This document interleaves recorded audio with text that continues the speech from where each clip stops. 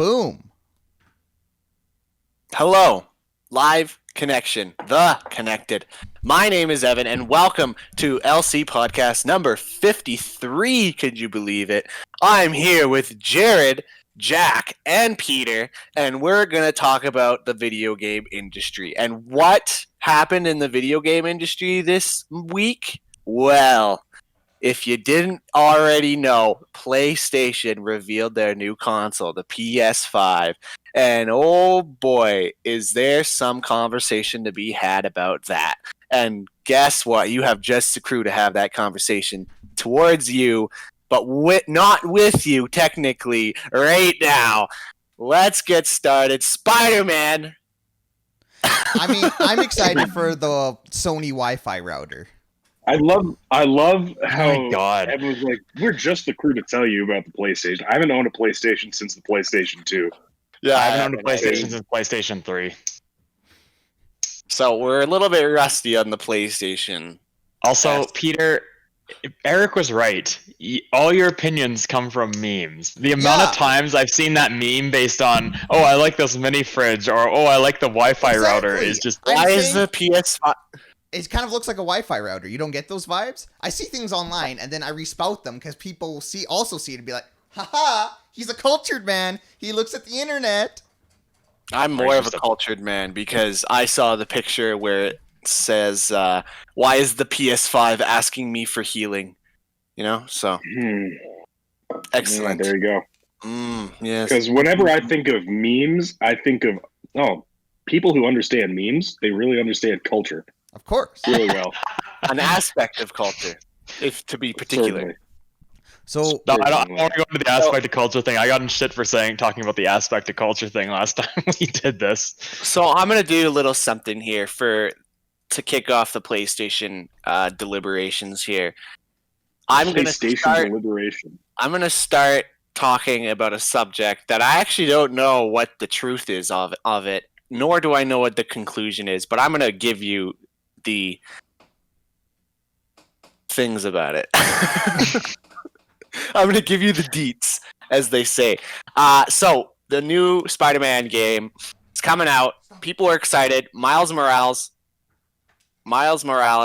he's coming. He's Spider-Man.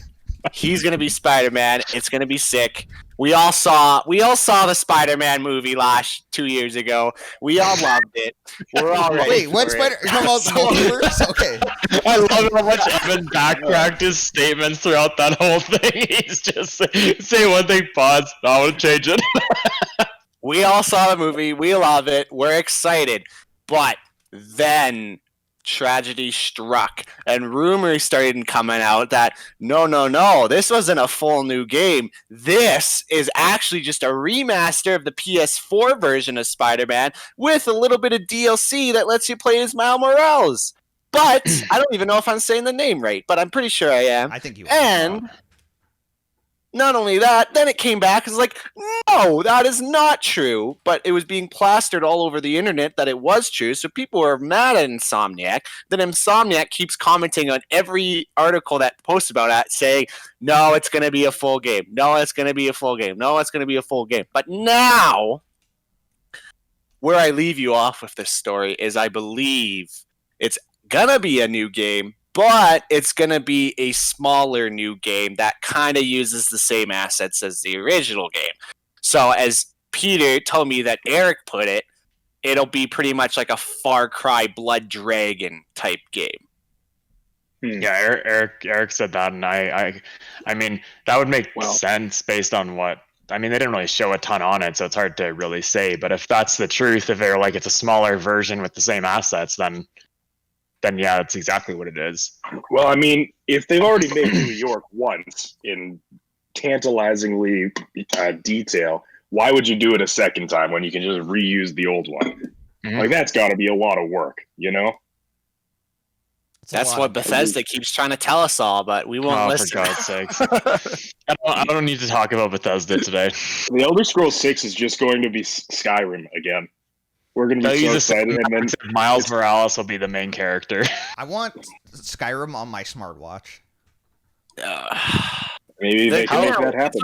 GTA 5 is the exact same thing, man. It's just like Oh yeah, did you guys? There was a funny meme that I was looking at where someone was like, they were like, oh, what was it? Something around GTA 5, and it's like, oh, Bethesda and jumping in a fit of joy. Yay, another platform we can put Skyrim on. I can't believe they're re-releasing GTA again. I was so I know. shocked. I love how they Oh my tried to God. make it seem like such a big thing, though. They're like, know. and just for you guys, GTA 5. And I'm like, I thought they were going to be like a new GTA. I was like, that'd be sweet. Yeah, the craziest thing to me was that they did that at the beginning. Yeah. Like, that wasn't just like some offhand mention. I was like, they led the conference off with that. Is like, I was like, it's so excited to see what they've got coming for us. And then I hear a trailer for a game I heard the first time like 8 or 9 years ago. And I'm like, huh. Yeah, I saw There you something where it's like 7 years of GTA, and it's like every game up till 4, including the DLCs, and then it's like the next 8 years of GTA, and it's all just GTA 5, 5, 5, 5, 5. There hasn't even been any DLC for it. It's just all been microtransactions. Well, I Well, mean, they're purely playing off of people making custom maps. That's what they're doing Yeah. for they've their added online a lot stuff, of anyways. online content, not story content, but like No. GTA has But received people- a lot of online I content. really want to try some of their heists because they did come out. We literally they came out as we stopped playing I thought we did the GTA heist. 5. No, we didn't do one. No, we did do one. I remember because that involved Yeah. driving a motorcycle in like a sewer drain or I something. think that was the I main don't know. story. Oh, you know what? Yeah, that was the main story. Right. Yeah, I was just- like, I'm pretty sure because I got the big tower to be our headquarters, and then we stopped playing. I literally bought that big tower, and then we stopped playing. We can still go back there. We can still do a heist at some point. No, It's it's true. I'll okay, it's too download late. it. I'll have to install every other game so I can have GTA and Call of Duty on my Xbox, but I'll download it. You should have heard Matt the other day. He came on to play games with us, and he's like, "Who else had to uninstall something for the Call of Duty update?" And literally, no one but him had to uninstall something because everyone else has a hard drive. Yeah. I mean, I have my external hard drive too. I think it's a terabyte. It's useful. It's definitely useful. Oh, games are just so big now that you have to have hard drives, or they have to increase them, like to even 2 terabits as a base hard drive inside the. I think the Xbox has 2 terabits. I forget. I think the PlayStation has like 1750. The one has a terabit of storage. I No, Yeah, I'm talking about I'm talking about the Series X. Yeah. Oh, I'm it's talking Series about- X. Oh, okay. Yeah, I'm talking about the next one. I forget what it is. I would be Can't they very just- surprised if it was 2 terabytes. Very surprised. Can't they just like be like, yeah, we get that games you need to download a lot of shit. Like, here's the Xbox Series X. It has 10 terabytes of storage. Like, is that so hard to do? Like, if I can buy a little freaking thing and plug it in a USB for $150, 10 terabytes, why can't they just put that in the freaking console? Why do they have to limit it to 2 terabytes? Like, clearly it can handle it because I'm plugging it in. Why can't it just be built in? Why haven't they figured that out yet? I'm sure I'm sure Sony and Microsoft have their dirty little fingers dipped into so many third-party hard drive producers that they make so much more money by getting people to buy hard drives than they do. But nobody buys like Microsoft or Sony branded hard drives. They No, get but I'm saying third-party.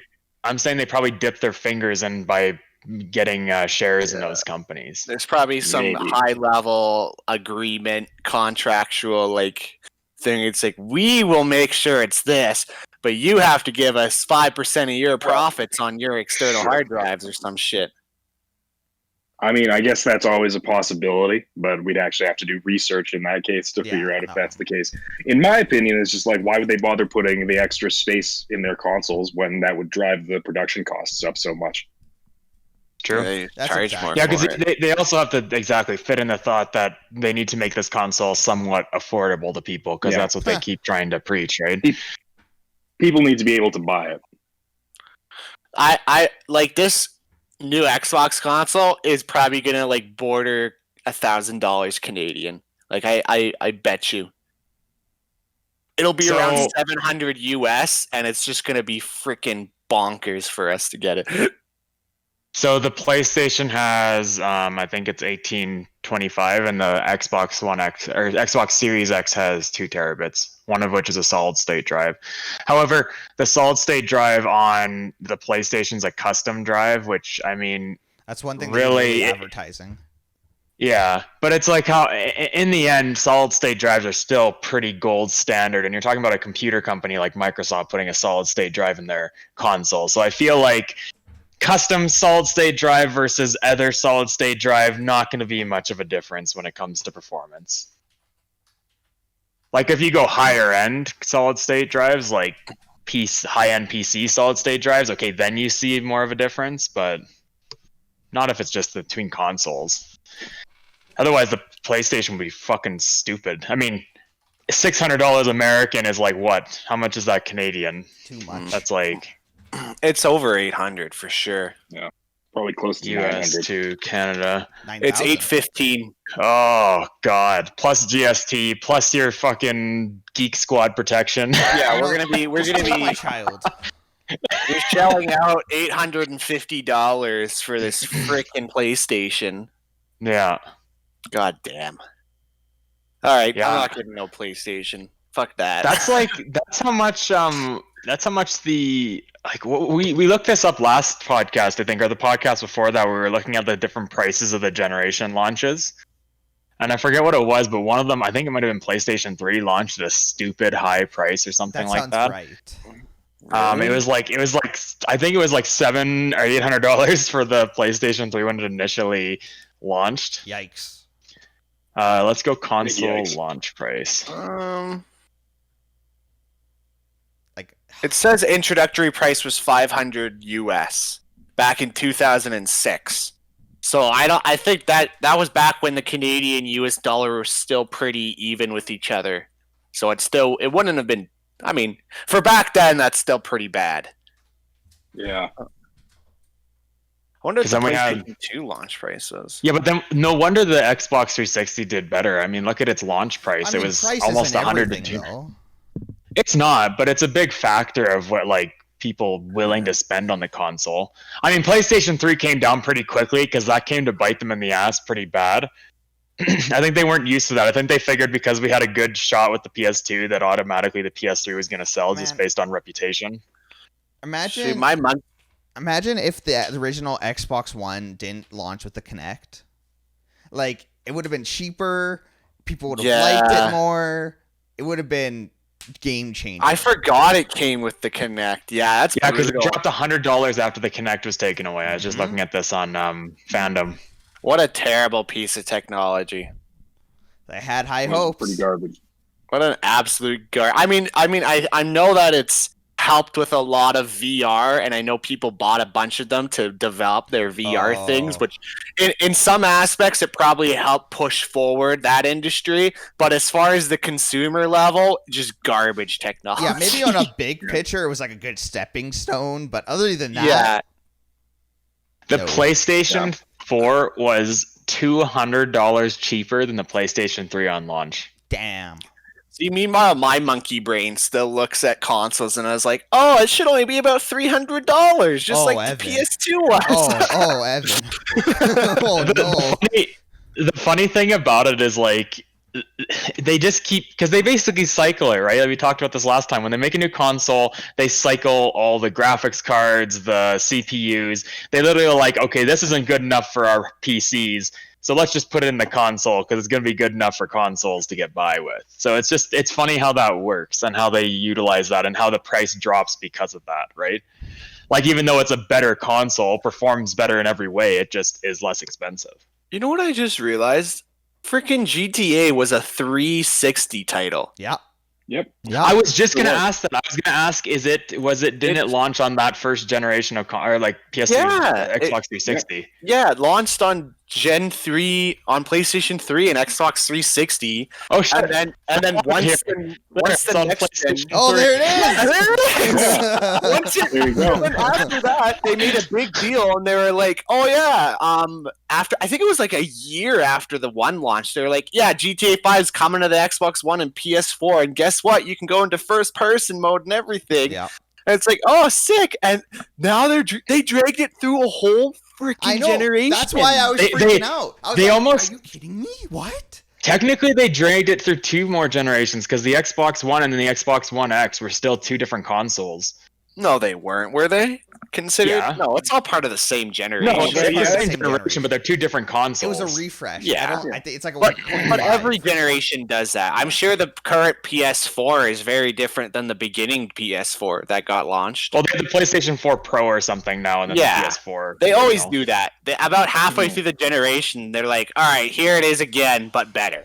You know? Yeah, it's like I with can't the wait till PS2, Xbox Series they had X the original big bulky PS2, and then later on in the PS2's lifetime, they released the sleeker, smaller version. I still have the big bulky PS2 sitting in that closet over there. You know, that thing was ugly. We're all surprised about GTA being remastered, or like yet again, but I mean, it's made Rockstar $6 billion. Of course, they're gonna keep milking it. I would. Yeah. Well, did you see what they're gonna do for Sony players? Yeah. So starting now until launch, I think it's every month they're giving them $1 million free in-game cash. Yeah. Which is a shit ton of money. Like it cost me I think like 1.2 million to buy the building that I bought for us. And I was like, and that took me forever to accumulate that cash. That was like my lifetime's earning in GTA 5 was to buy that building. They have to do that because it's not fair to people coming into the game now. Like, if you're some kid who just got GTA 5 for Christmas along with your Xbox Series X or PS5, you're just like, hell yeah, you get into online, you have $0. It takes forever to grind money in that game, and meanwhile, you're getting killed by people on flying freaking motorcycles every other second. Like, what about the kids who got it from Epic though? Because it was free. Well, yeah. Well, it's 6 months isn't going to make a difference. Like, they're still getting wrecked online. Yeah, but you can turn yourself to passive online. Okay, that's not the point. The point is, like, people, like, the game's been around for so long that there's such a huge gap between new players and players that have been playing this whole time that literally Rockstar has to just give out all this money in order to even make it, like, the experience comparable, you know? But is there, okay, the experience comparable, but is there really any, like, advantage if you're in a passive mode in that game? Like, every time you race, you get given those high-end cars to race. So it's not like you're choosing a custom car to race. There's not really a benefit. I think it helps with the longevity of the whole online experience. Because, like, if you have all these new people playing the game, and they see all these people with this cool shit that you need millions and millions of dollars to buy, and they're like, oh, I can't wait till I get that. 2 months down the line, they're barely even close. They're like the rest of us, where when we first got the game, like, you have like maybe $100,000 at that point, and you're like, okay, this is ridiculous. Like, I'm never gonna get there. I'm done. Whereas if they just give them all this money, then they can get that experience faster, and then there's more of a chance that they're probably gonna keep playing online. I will say the only thing is that we never had the advantage of heists, and there's some of those heists you can make a shit ton of money per heist. But aren't like a shit ton. Yeah, but you can join online people. That's like that now it's a conversation of like people just don't want to put the effort in to get stuff. That's what microtransactions are for. I fucking hate literally how the business model works. People need to start working. Chat is on Evan's side. We have hashtag Big Brain Evan, Evan 2020, and Preach Brother Evan. Jeez, yeah, chat. Woo! Oh, PewDiePie is here. Wow. Whoa! That's like 2013 era PewDiePie. I did not intend to do the PewDiePie there. I was just trying to fist bump it, and I made the. Cheers, chat. What was because everyone here did watch the show, right? I watched it. What was a couple of the titles that stood out to you guys, like big time stood out to you?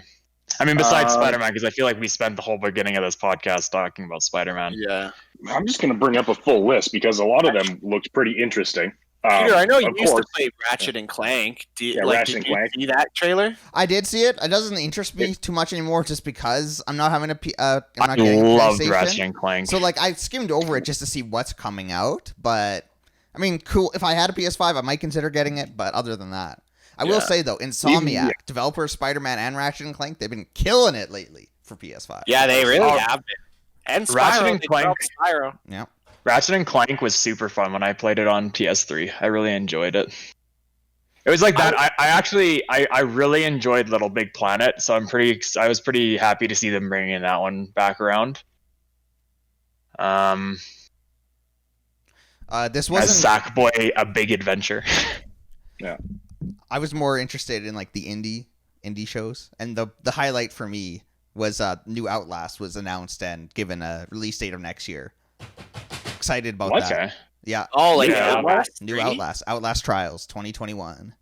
I thought you hated that. Wasn't one. No, they didn't announce that during the conference though. I don't think we knew another Outlast was coming, but we didn't really know any details about it. But they gave us a trailer and stuff. But I'm excited. I was a big I played Demon Souls when I had PlayStation 3, and I really enjoyed it because it was kind of Dark Souls-esque. I thought at first I didn't recognize that announcement trailer as Demon Souls, and I was like, oh my god, they're coming out with another Dark Souls. I just about like cried myself right there. I thought it was going to be the game they're working on with George R. R. Martin, whatever that's Oh called. yeah. Okay. Because that looks interesting. So, from the there was one that they finally announced that I've been following for a while that I think has been developed by a really small team called Little Devil Inside, which is like kind of a 3D cutesy art style almost, where you're like a monster hunter or something like that. There's a lot of like old footage of it being developed on YouTube, so I was surprised to see that got like announced properly. Mm-hmm. It looks interesting. There was new Resident Evil. That's it looks so That's good. important. One that I was not expecting at all was the one called Death, an Assassin, where it's kind of like your Groundhog Day. You know, if you've ever seen that movie, where every time you die, you're set back. That looks really good. Yeah, that looks really good. Yeah, you can definitely there was that Returnal looked pretty interesting. It's like that space adventure one that they were doing. Space adventures. I think it just looked a little more. It doesn't look like it's going to be a game that's going to be super actiony or anything big happen, but it's kind of like a more realistic version of No Man's Sky. Probably not as vast, because I feel like the reason that game could be so vast is because of the art style, but it looked definitely interesting. I mean, a lot of these games look pretty interesting in one way or another. There's only a few that I'm like, I don't really care for that. I will say, if there's one thing I did acknowledge when I came from PlayStation to Xbox, is Xbox's racing games are far superior to PlayStation. Gran Turismo, right. I mean, now I know that Gran Turismo is supposed to be a racing simulator, so it's supposed to be like the gear shifting, you have to be on time and par with everything. And it's just very like you're stuck on this track, you stay to this track, whereas I really enjoyed when I switched to Xbox with Forza, because Forza is more of that kind of freedom, do what you want kind of thing. You can switch Forza, because I was playing it the other day, you can switch it to be more realistic gear shifting and all that kind of stuff. But at least it didn't force you to be like that. Whereas Gran Turismo, it's like you're actually on a racetrack. Yeah, I usually play those games not to have like the realism. I want to go really fast and not worry about I want to have this really sick ass car that I'm gonna drive faster that I will never own in my life, but it looks goddamn cool on my screen right now. Yeah. I that's why I really enjoyed Grid 2. And I know that they've been the company who made Grid 2, I forget their name, but I remember reading an article that they were talking about making a Grid 3, and I really enjoyed the Grid Racing series. You know, I think, is it Grid or Drift? When we were talking about like the Kerbal Space Program developers going under, I can't remember, it was either Shift or Dirt. The developers, the same thing happened to them. Because they were promised they'd get to work on it, but then they just got the cord pulled. Yeah, because it was Codemasters is the ones who make them, Codemasters Racing. But I remember them talking about a Grid 3. Because that game was super fun. Like, the racing was really well done in that game.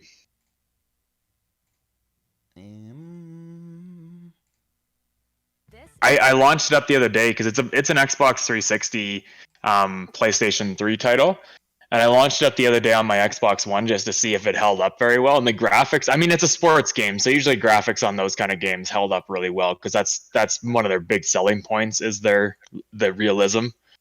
But it still played really well and held up really well. It's good. No, I was thinking of a different racing game. Never mind me.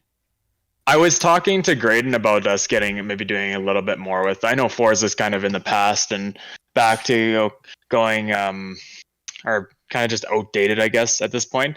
But I was talking about us maybe getting into it because I only played a little bit of it, but not a lot. This one, I know you guys played a lot of the one on Xbox 360, or that's what Graydon was mentioning to me. But I know we didn't really get a lot into the new Forza. I have a hard time getting into racing games. I don't know. I feel like they're one of those games where you just have to pick something to do, and that's what you have to do. Like just to play it is it's kind of like Steep. Steep's super fun if you go find something to do, if you have like an objective going into it, but it wasn't super fun just to roam around because you literally just go up a hill, ski or snowboard down, go up a hill, ski or snowboard down. But I don't know. But I don't mind racing games as long as they're fun. I enjoy them. I do play video games. I have fun. Yes. Yeah. Who would have thought? I know. Well, I can have fun with Gran Turismo, so it's not a good racing game in my eyes. I'd probably just upset a lot of people who really enjoy Gran Turismo, but that's fine. Cancel live That's connection. That's why GTA is being released over and over again because it's also a racing game. That's a good point. And it's a lot more exciting in a lot of ways if you think about it. I feel like for that game, when you win and the prize money you get from it, there's a lot more you can do with it in a game like GTA than you would be able to do in just something like Forza, you know? Yeah. You can basically look at GTA as a racing game with an entire campaign built in and online third-person multiplayer shoot 'em up action. Yeah, basically. yeah. Well, it's like it's like when the crew is announced. Like the idea behind it made it seem like it was going to be more GTA-esque, where there's a lot more you can do in it outside of just racing. And then that game kind of bombed as it launched because I feel like they promised too much and they put too much hype behind it for what it was. But I don't know. I just don't think that was necessarily worth the reveal in the Sony PlayStation 5 thing. It's like the first trailer you show, GTA 5. We're happy to bring it to you. For the first time ever. On PlayStation 5. Man, I wonder how much PlayStation had to pay for those exclusivity rights. Is it only going to PlayStation then? No, the PlayStation I think is just getting it first, plus PS4 users get a whole pile of benefits till it comes out. Yeah, it's like what I was saying, Evan, where I was like, after the PlayStation reveal, all of a sudden a bunch of trailers were released on Xbox's YouTube channel that were showing which of those games that were announced were cross-platform and which weren't. Right. Do we know when Xbox's show is? No, they haven't even announced when they're doing their show. But they've already released the console, so what is there to show? Games. Well, they'll be showing. Yeah, I was gonna say they're gonna be showing performance because they released what the design looks like, but they haven't shown any game performance on it besides cinematic. Yeah, I was gonna say. I like how they retracted that immediately. They were like, "Yeah, that wasn't gameplay. That was cinematic trailers." We're like, "No shit." I forgot that this is exactly the week that E3 would be, wouldn't it be? Yep. June, sure would have been. It is possible too that Microsoft's waiting till they do the game show with what's his name, Jeff Keighley. Yeah, you can't remember that name, can you, Jarrod? I can't. I'm bad with names. Too many concussions. Can't remember shit. I'm bad with names, but I haven't had concussions. I'm just a shitty person. I like you, Evan.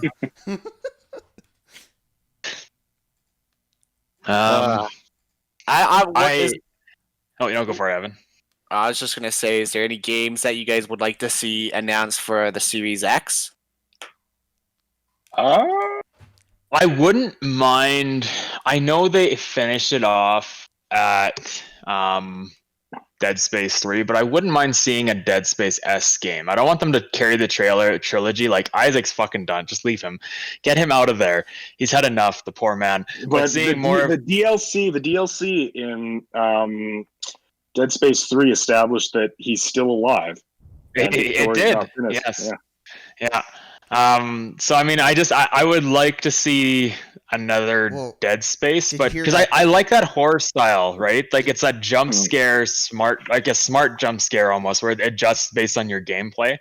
Like that's one of the big things that drew people to Dead Space 1 was the fact that every time you played it, obviously there was a cap. Like eventually you'd use up all the areas they could come from, but every time they'd come from somewhere different for probably your first 4 or 5 playthroughs. So I miss that kind of horror style. I don't find a lot of horror games are actually that scary. And that game, I mean, I'm also a lot older than when I first played Dead Space 1, but I don't know. I still find myself on my toes in that game when I played it. Well, the creator or writer of the first Dead Space, one of the two, they're working on a new game. Okay, so maybe there will be something announced in that direction. Mm-hmm. I want to see some good, solid, like, spooky games, right? Like, I know that they, with Resident Evil 2 and Resident Evil 3, they were redoing the old games with new graphics. And that was cool because the old games were horror games. Like, they were purely there to be gory, scary, and that's what they were there for. Whereas, like, Resident Evil 4 was kind of the bridge between Resident Evil becoming an action game and shooter versus a horror game. And Resident Evil 5 was a shooter, super fun co-op game, but still a shooter. And then Resident Evil 6 was just purely a shooter. There was not really anything horror about that game. So, I mean... And Resident Evil 7 started to go back to that, I guess, that horror aspect of the game. But I'd like to see some good scary games get released, some good horror games that are just gonna make you poop your pants when you're playing them. I'm looking forward to the remaster of System Shock, because that's some OG horror. Oh, yeah. I've got a small wish list of things that I wouldn't mind seeing, I guess. First and foremost, there's been some rumors the past couple days, and I think actually a confirmation yesterday that the early access of the new Baldur's Gate game is coming in August. I'm excited, yeah. I never played the original Baldur's Gate games, but since it's set in the Forgotten Realms, which is a D&D setting, and this new Baldur's Gate looks like they might be like borrowing like classes and races and stuff like that pretty much from like how it works in D&D 5th edition. It might actually be really interesting to play and see how it controls. So I wouldn't mind seeing some gameplay of that and seeing if it's worth playing. My sister and I played the shit out of Dark Alliance, like Dark Alliance 1, 2, 3, which were both Baldur's Gate games. All three were Baldur's Gate games. Then there's the one that David got me to buy, which I still haven't had a chance to play with him. We're gonna play it, but time's always an interesting thing. Yes. It's funny that Peter mentions System Shock because I'm interested to see what Ken Levine is going to do. Ken Levine was the guy who was the lead developer and lead writer on BioShock and BioShock Infinite. Not BioShock 2, but after Infinite, the whole thing with 2K and whatever was going on with BioShock and their publisher went down, and he left the company, and I think pretty much everyone else did as well. I think they stopped existing. So he started up with a new company, a new startup indie company called Ghost Stories or Campfire Stories or some shit like that. And they've been teasing for a long time that they're finally going to announce something, but it's been like over 3 years since that happened and no word. So we'll see. And then Campo Santo, the people who did Firewatch, they teased their next Egypt, walking sim game. Yeah, in the Valley of the Gods or something like that. Yes. It was put on hiatus because they got bought up by Steam and they were used to help finish the Half-Life Alyx. So now that that's out, I'm wondering if maybe they can finally work on that again, because it was supposed to come out this year originally, but the development got paused on it.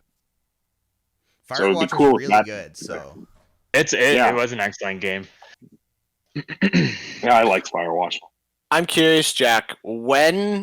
At what point in your life does the hype train for Red Dead 3 start to happen?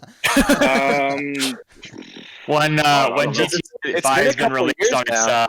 on its fourth console, that's when Jack's hype for Red Dead 3 will On come the out. fourth console, Jack will be like, "It is time to start getting PlayStation excited." 6.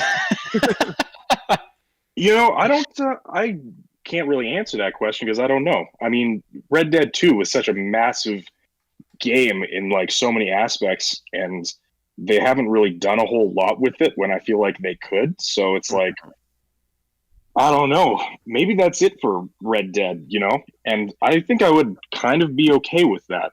Yeah, Honestly, they led up one of the best games ever with a really, really amazing game to kind of cap off this generation in period. And I don't know. I think that would be okay with me. If they do decide to make another one, that would be great. I think it would be hard to go back and do more because they've told that story already. Like, yeah. what else are they going to tell of it? They'd have to find like new characters or like find some characters from the old stories to like bring in and do that. I don't know. I think it would be tough. So Yeah. because you're dealing with such a short period of time. If you set it any further back in time, then you don't have the technological advancements of the other two games. Yeah. Yeah. But if you set it any far further than the original game, then the Old West doesn't really exist anymore. Yeah. Yeah, I guess it was a pretty small time period, hey? Yeah, definitely. Because, I mean, a lot of what makes Red Dead cool is that you're, like, on the periphery of, like, the old world meets the new world. Mm-hmm. That's a big point in both of the games, is how technology is advancing and kind of that way of life is kind of falling by the wayside. Exactly. So if you set it any further back, you lose out on that. And also you don't have, like Gatling guns. You don't have a lot of the semi-automatic pistols that you can use. You don't have like these big towns where you see vaudeville shows and there's electricity and stuff like that. It's very much like you're on the cusp, and that's kind of what gives those games their charm in a lot of ways. So I don't know. I think it would be difficult to do, but I mean, there's no way it's in development either. Like Rockstar has obviously allocated their resources to something else because even Red Dead's not getting like any online content now. Right. And it just wasn't as popular as GTA was. Right. I just feel like that game's so known for its story, those two games, and it's going to be really hard for a game like that because there's not as much you can do in that game like you can in the GTA series, just because there's so much more areas to reach at, whereas that one, it's like you're very limited on what you can do to be creative, and even doing custom games, it's like what there's only so many ways you can create a game mode before it's just like, okay, you're just starting to repeat the same thing. Yeah, I agree. Yeah, I think the idea, the appeal of online Red Dead is just pretty much like riding in a posse and like doing random shit with it. It's not really randoms. Yeah, just killing each other all the time. Like that's all I really get out of it these days, anyways. And honestly, in a lot of ways, the original Red Dead was better for that because free roam was so fun to just like fuck around in and do like a few of the missions, and then Evan drives us off a cliff. Mm-hmm. Like in the new Red Dead, it's like it's so almost bureaucratized where it's like, oh no, you've got to have your horse, you've got to have your saddle, you got to go to the stable and get all of this kitted out. If you want a carriage, you got to find one. And well, there's no carriages around, so you guess all four of you are riding your horses to the next objective or whatever. Yeah, it was like it was a lot less. It felt like there was less freedom, even though there was more stuff to do. So they almost needed to simplify it and just be able to give you some stuff so that you could just do what you wanted to do in online. I really got to play through that campaign. You do. I feel like a lot of Red Dead had that problem of being like, it's very like the game wanted you to do things in a certain way, and there was little freedom in some senses. Like, I don't know. I really liked the game, but its game design was interesting. It was like a linear open world. Yeah. You had the freedom, but you didn't really have the freedom. And like the updates that they put in didn't always make a lot of sense.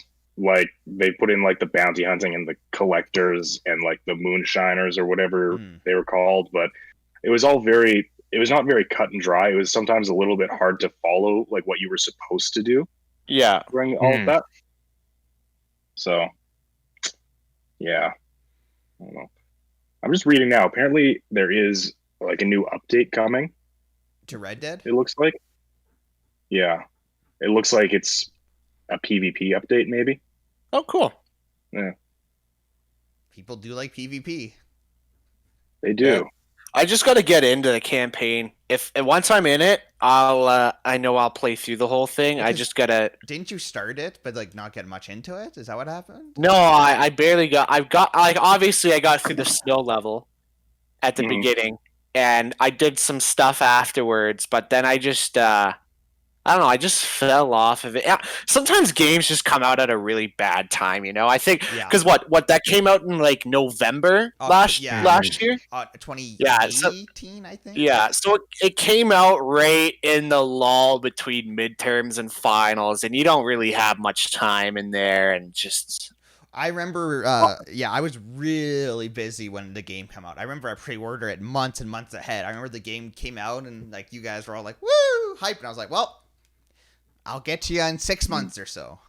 Yeah. Well, I didn't finish it until I think, almost I'd say months and months after it even.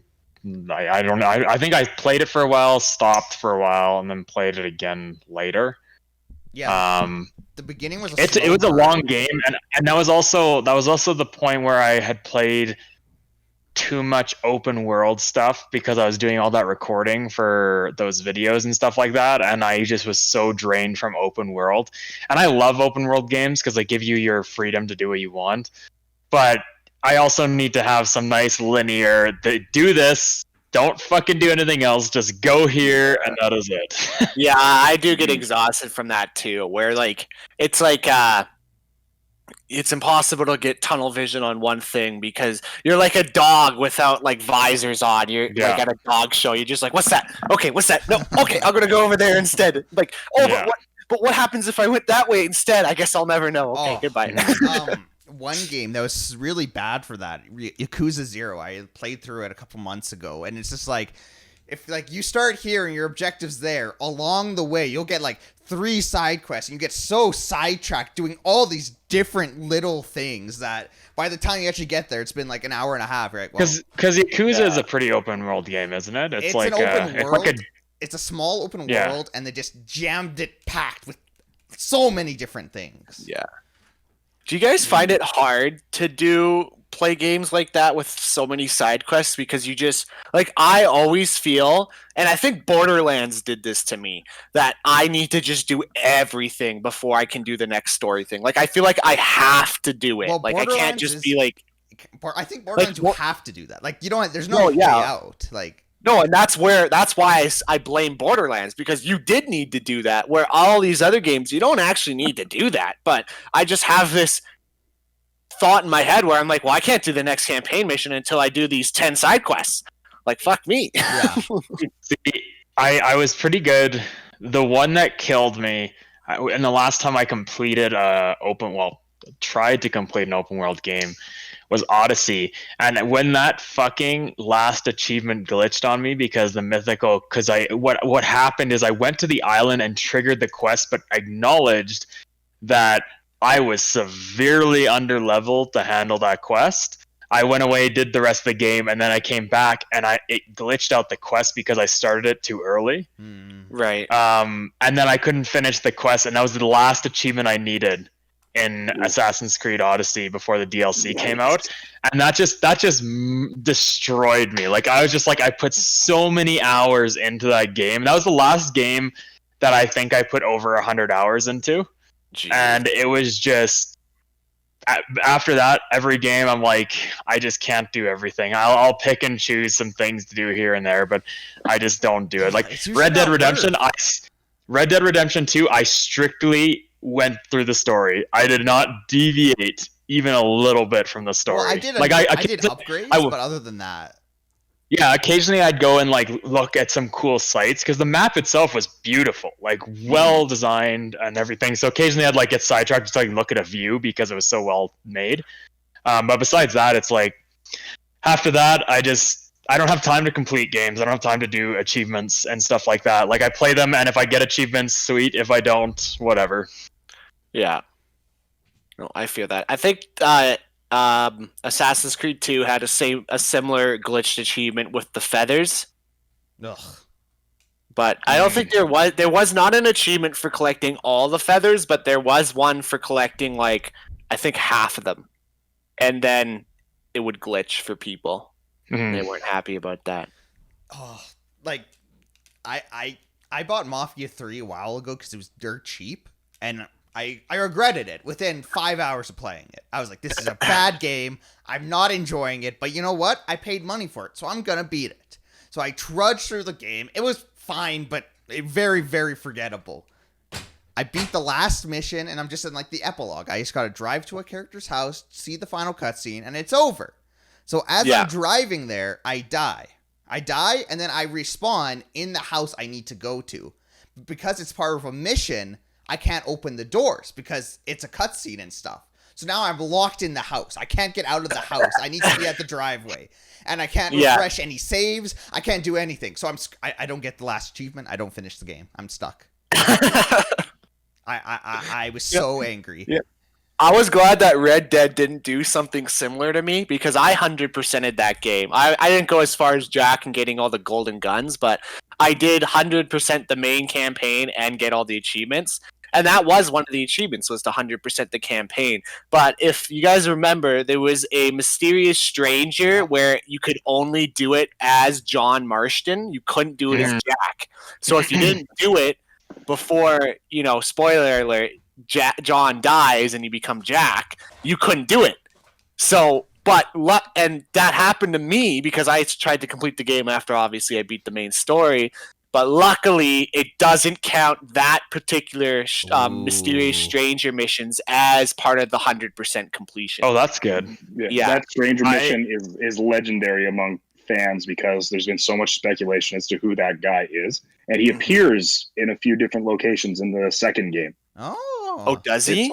It's tough to find, but there's a house hidden in the swamp where, as you get closer to 100% completion, oil painting starts to resemble him. And once you go to that house with 100% completion, the oil painting is finished. And in a mirror in the house, you can see him in the background. And if you turn to look at him, he's gone. And then if you turn back at the mirror, he's not there anymore. That freaks the fuck out of me. Like I'm literally getting goosebumps. In Red Dead 2, remember there was that guy looking for Gavin. Was Gavin ever found? No one knows what the deal with that is. If you kill that guy and loot his body, you get a note or something like that sort of explains it, but nobody actually knows if that guy is crazy or if Gavin is a real person. Because I remember that was a big thing for when the game first came out, is the guy looking for Gavin, and I kind of forgot about it until right now. I don't think they ever solved that mystery. I think going through the game's files once it was released on PC didn't find anything either. So I like that. I like those mysteries. Mm-hmm. I like those little Easter eggs almost inside the games like that you can find. I am just talking about games we're looking forward to. It's not really a game that's being produced by a company, but there's a couple of modders. There's a team of modders that do some indie development, and they're basically creating a mod for Fallout 4 that is Fallout New Vegas. So they're recreating Fallout New Vegas on using the Fallout 4 system. Oh, cool. And then they're also doing that for Fallout 3. They literally I've followed their YouTube channel and everything. They all use the same engine, anyways. Mm-hmm. No, that's Obsidian's engine. Oh, right. Okay. It was really cool because I was watching how they were going through. They're literally going to every nook and cranny and redesigning it. They're getting professional voice actors to come in, like they're paying people to come in and do new voices for the characters again, so that they can have some updated voices. The choice-based system, like they've been doing so much for it, and I'm actually excited for that. I just hope that it's not going to be one of those things, because they're a small team, right? So I hope it's not one of those things where they take so long to get it out and that it becomes obsolete to even play. Because I mean, Fallout 4's graphic system and engine, has been pointed out many times before, is already outdated. Like, it's a quite outdated system. But I would play it for the story, because I played Fallout New Vegas the other day, or like a while back, getting footage for my Fallout videos, and the game's fun. It just, the game did not hold up well over the years of, getting old. So it was just. I'm pretty excited about that. I'm excited to see what they do with that mod. It'd be pretty cool. Yeah. But I'd like to see more choice-based games like that. I really enjoy that kind of stuff. Mm-hmm. Yeah, that's fair. Yeah. Other than that, I don't know what else is really going on these days. Do you guys know about the game Star Citizen? Yes. I've heard about it, yeah. It was like kickstarted, I think, in 2014. I saw an article this morning that it's now raised a total of $300 million. Oof. And it's Jesus. not out. It's in alpha 3 point something, and it's been 6 years. Like I googled The Witcher 3, so I was curious how much that took to develop. 85 million, and they have 300 million. So the question comes down to, are they just taking the money then?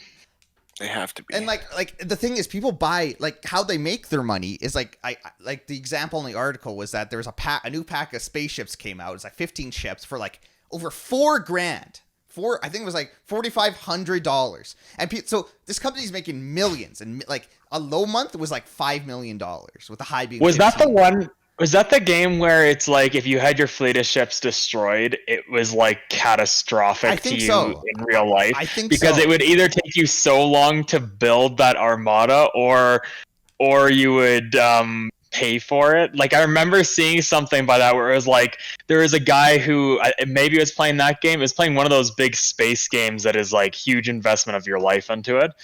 And I think he accidentally made a mistake, and he was like one of the top players in the game, and he made a mistake, and it literally cost him over $1 million in person money to lose the ships that he lost in that battle. And I was just like, I wouldn't even want to play at that point. I'd be so fucking stressed out. I'd be this guy, I'd have this massive army of ships, and I'd be cowering in the farthest reaches of the galaxy because I don't want anyone to hurt me. I would have like a whole wall in my place dedicated to plans of how to attack. Like, there'd be so much meticulous planning. There'd be so much stress. Like, I can't imagine attaching like real value to like digital things, especially once you get to that level with it, insane. One of the greatest things I ever did, just like putting in commitment, or it actually lessened my commitment, was there was a mod for Fallout 4 where you could have, where if you got a set, like settlers came to your settlements, they would build automatically. And it saved me so much time because I didn't have to visit any of my settlements. They could defend themselves. Every time Preston was like, a settlement is in trouble, you need to help it, I'd be like, nah, they're good. And then it'd be like 5 minutes later, it's like, settlement successfully defended. It's like, I knew it, perfect. But it was actually pretty neat. They developed some, like the system for that mod developed some pretty cool settlements. More creative than what I do. I usually just build a wall around mine, put some defenses up, and then somehow they spawn in the middle of my facility with the defenses up already, but whatever. I didn't even do any of the settlement stuff. I was like, he was always like, they're under attack. I'm like, I saved them once. I can figure it out. I just cared about one settlement. That was it.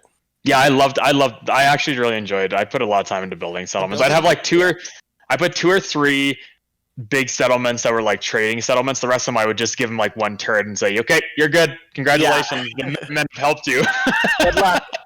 Good luck, soldiers. It'd be such a shitty turret too. It'd be like the baseline turret that if you walked up fast enough and put enough wind against it, it would crash and burn. But no, I heard about that. I think it's that space game, Peter, that the person lost a stupid amount of money in. Is that Eve we're talking about? Maybe No. that's Eve that I'm thinking of. That where the person lost a stupid amount of money. I just remember someone. That's where the money. That's the money game. That's the game where people literally are spending hundreds of thousands of real world dollars on these spacecrafts. Yeah. Okay. Then that's the one that I saw with the person who lost like everything. It was either a stupid amount of, I mean, obviously a stupid amount of money they lost, but it was also like a stupid amount of time. I think they'd been playing the game since launch, building up their army, and it was just wiped out by something. And I forget what they said it was, but I just remember it being big headliner news. There's a couple games like that are just so massive, and you gotta spend like a decent amount of money just to do anything in it. And I know one of them is like it boasts that it's like a 2-scale version of the Galaxy. Oh, I forget what it's called. I think it's called. I remember listening to that. Predator. I don't know, something. But it's so vast that you can actually run out of fuel and just be stranded, and you're stuck. There's nothing you can do. And there's actually a group of people out there that are called like the gas runners. And if you send a signal for help in like the subreddit and give coordinates to where you are, doesn't matter how far away you are, they'll get to you and they'll save you. And it's like, these are regular people. And there's a really infamous story about a guy who was like, I'm going to find the edge of the galaxy. And he went and he went and he went and he ran out of gas and he got stranded way on the edge of the galaxy. And the rescue mission to get this guy was like really like it's massive. Yeah. I just gotta think of it. There's a couple there's some good videos out there on these games. Like I remember a while ago I watched one of this like this like clan sort of thing. They inhabited this one really secure place in the universe, and like 4 or 5 other clans came together and they made this huge plan, and the person just mapped it all out, how it worked. It was really cool to see. It's crazy that these things happen in video games. I'm just here playing like Call of Duty or something. Yeah. This one's called Elite Dangerous. Elite Dangerous. So, I know. Yeah. So the story is that the person was stranded in the void for nearly 3 months, and he needed to be rescued. And so 5 pilots called the Fuel Rats headed out on a 600-hour rescue mission to save this guy, and they saved him. Yeah, it's ridiculous. The scale of these things are insane. You don't even get any achievements for doing that. No. What? Imagine what it would have cost them to save them. Like, my God. In 27, like, yeah, the guy was. That guy's now owned by the gas rats. Yeah. Yeah, it was a 600. It doesn't say how far away he was, but then it references a similar thing from 2017 where a guy got stranded 650,000 or 65,000 light years from Earth, and like the rat team went and rescued the That's person. crazy. That's actually crazy. You think it's that game L. That game is so vast. And have you ever seen the video of the person playing Elite Dangerous? And it's the first time it's ever happened. It's not like it was an update. It was just something that was always in the game that no one knew about. And he's flying. And then all of a sudden, his ship gets disabled and he gets scanned by an alien probe. I do remember. And then it disappears. And it's like the only occurrence that has ever happened. And he was just like, what the fuck? I think we actually watched that on the podcast once, or if we didn't watch it on the podcast, we watched it like just after or before we filmed one of the podcast episodes. Because I remember watching it at Peter's house. Yeah, that definitely sounds familiar. It's super eerie. Like it's almost it's a cool game, but it's just trying to get into a game like that. I actually bought Elite Dangerous like years ago at this point on Xbox, and I tried playing it, but those controls are so unbelievably hard to get your head around. I couldn't play it. I didn't have the patience. Yeah. No. Crazy game. I am no space pilot. I don't get these games like Eve, Elite Dangerous. I don't know how these games can be so massive and so complex, but yet people spend like who's spending these 600 hours rescuing some Joe Schmo that stranded himself in the middle of space? No kidding. I don't know. That's commitment. It's cool. It's a cool story. It's really cool to think about. But actually doing it, I would never. I don't know. I find a lot of those games. That's why I have a hard time getting into a lot of mobile games, because a lot of them require like pretty much the rest of your existence time commitment to do anything in them. Like the last time I played a game like that where it was like a good amount of time commitment was Clash of Clans, like the original one. Yeah. I put a decent amount of time into that game, but I mean, I got to a point where I couldn't adapt to the meta, and then I was just well, fuck that, I'm done.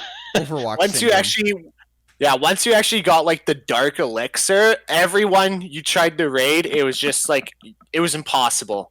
Yeah. And then you just got raided every freaking day. And no matter how you set up your base, they would just steamroll you. Yeah.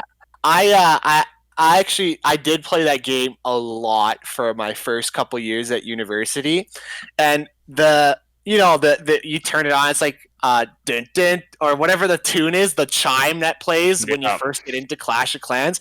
That was so engraved in my head, and everyone was playing it, so you'd hear it and you'd think, "Oh my god, is my phone going off right now?" Like, because you'd be stressed out. And I remember one particular instant.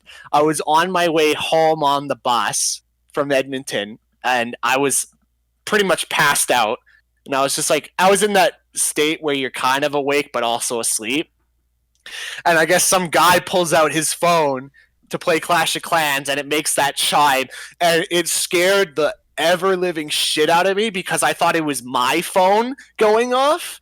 And when you're on those buses, it's dead silent, so you're just like, oh fuck, oh shit. Yeah, no.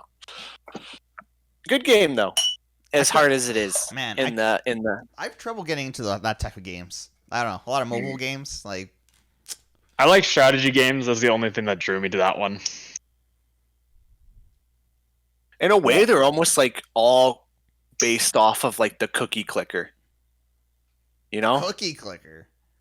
Cookie Clicker's a good one. I forgot about Cookie Clicker. Adventure Capitalist. That's also a very good game. Very sweet. Love it. They're so addictive. I don't know why. I just occasionally play Stardew Valley on my phone when I have nothing to do, or when I'm going somewhere and I'm bored. Mm-hmm. Though it's hard.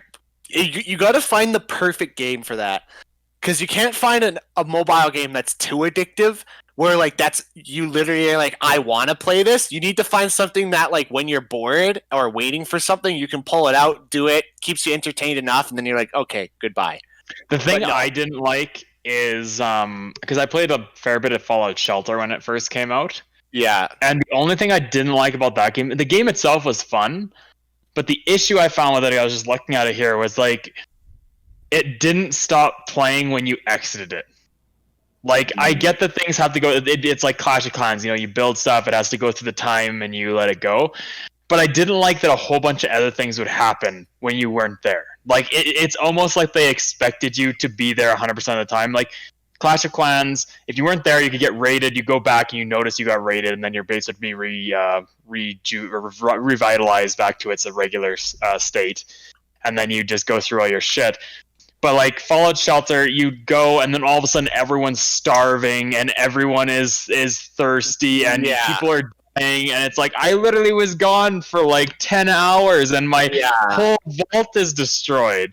So that's the only thing I didn't like about that game, is that it basically expected you to consistently play it throughout the day, like no real breaks in there. No. I think the best mobile game that ever came out, and this is it. This is the best mobile game of all time.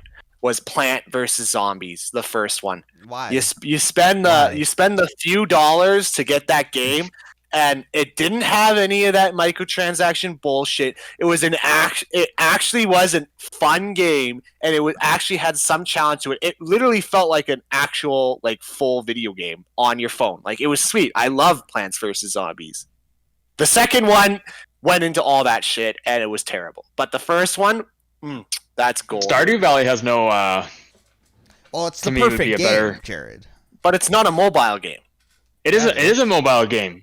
No, it's not a mobile game. It's on mobile, but it's not a mobile game. If it's on mobile- Plants vs. Zombies is on other platforms. It's not just on mobile. but it started as a Plants vs. mobile Zombies started as a mobile game. It was an Yeah, iOS Stardew game. Valley started as a console game. So, boom, bitch. Probably Started as a PC game. Yeah. Started as a PC game. Boom, bitch. PC Master Race. Bitch. Uh, Jesse Pink popped in here. I think I have the best PC out of all of us. It's the Master Race. Okay, Mr. OBS. Uses it to play Minecraft. Fuck you. I figured it out in the end, you fucker. Actually, I haven't tried streaming Rainbow Six Siege yet, so I shouldn't say anything before I stream that one again. I have lots of issues with my OBS right now, but that's a conversation for another time. Yeah. Viewers know. We are coming up on Holy- time. yeah.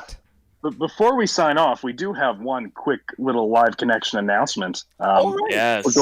We're going live on Thursday with a brand new live connection show that we haven't tried before, but it's something we've been wanting to do for a while. I'm really excited. Everybody in the call, plus a few other of the live connection guys, are going to be involved. We're going to be playing Call of Cthulhu on every other Thursday stream. So we've never played a tabletop role-playing game on Live Connection before, but a lot of us really love playing them. We're all big D&D fans. This is all of our first time playing Call of Cthulhu. I'm going to be running it. Everyone else is going to be playing, aside from Eric. And we're really excited. We're playing through a famous campaign called Masks of Nyarlathotep. I'm really, really excited. I've been wanting to do this for a long time. I think it's going to be a lot of fun. Mm-hmm. Yeah. Are you guys excited? I know we just created Evan's character yesterday. I'm excited. Yeah. Gonna be good. I like my character. I'm very excited. Good. I like their character until Excellent. they die. I like that character until I can't pick up my fucking spear. I'm waiting to see like who goes permanently insane first. That's what I want to see.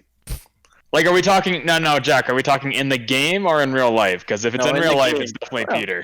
In the game, well, I mean, obviously in real life, Peter's going to go insane before anywhere else. The craft is starting to show. If you go permanently insane, do you just have to act like unreasonable at all points then, or do you just die? You don't die, but the character is unplayable by the rules set out by the book. But I guess you could role play as being permanently insane for a little while until you realize that it's not functioning. You can't do that. Yeah, Chaos. and then you'll be in the asylum. Then it's time to make a new character. But yeah, Cool. I'm so excited. I'm really excited for that. Yeah. No, it'll be fun to start that up on Thursday. Mm-hmm. Good I'm times. looking forward to it. Well, something just fell down. Sounded like a cup. That was not a cup. Plastic cup. I got my cup. Okay. All right then. Well, Is that our time? that's it. That's all. Good Nice. podcast, guys. That was a good podcast. I really enjoyed that. Mm-hmm. Well, if you guys want to see more of Live Connection content, we stream 5 days a week, variety channels. We do a whole pile of different things. We'll be next live, me and Eric, tomorrow playing a Saints Row game, I believe. Oh, Yeah, bastards. throwing it back. I've been wanting to play. Are you playing 2 or 3? We're actually playing Gat Out of Hell because we both have it cool. and we never played it, so Oh, nice, being nice. bundled. I think Ray Navarez Jr. is playing Gat Out of a Hell right now. Nice. Yeah. It was an original idea by us. Peace. All right, but yeah, have a good rest of your Sunday. Check out our Discord if you want to interact with us more, and have a good one. Yeah. Bye, everybody. Peace.